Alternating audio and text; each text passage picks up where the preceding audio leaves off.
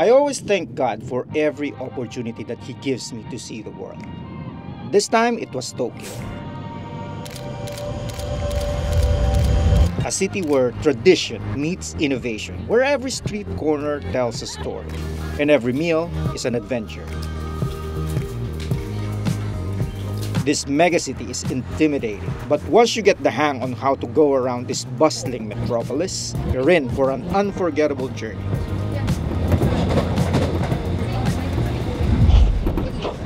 So one thing that you need to know about Japan, if you ever come here, is that Japan has an effective transport system. It runs on trains.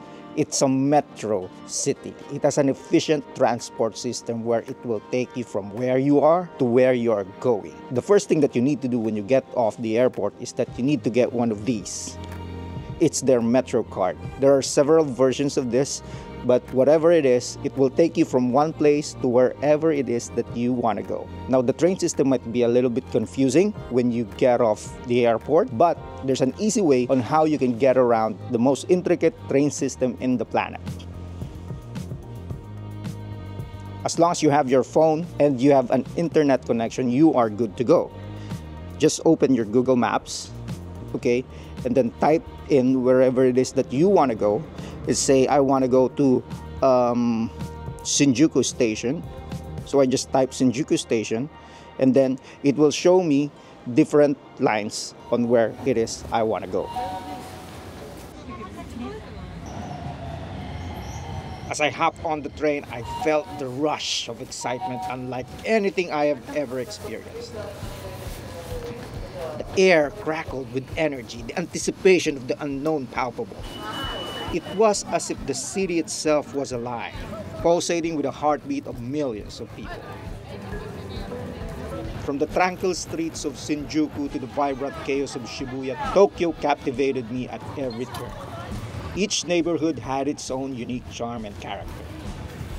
After all, Tokyo was dubbed as the city with most to see per square kilometer.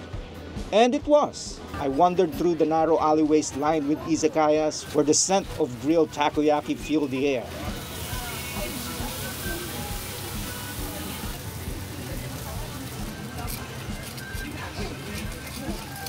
Stumbling upon hidden temples tucked away amidst the towering skyscrapers. Each corner is a perfect spot for an IG-worthy bang. And of course, there's the food. From the freshest sushi to the most savory ramen, each meal was a culinary masterpiece. I remember the first time that I took a bite of Kobe beef.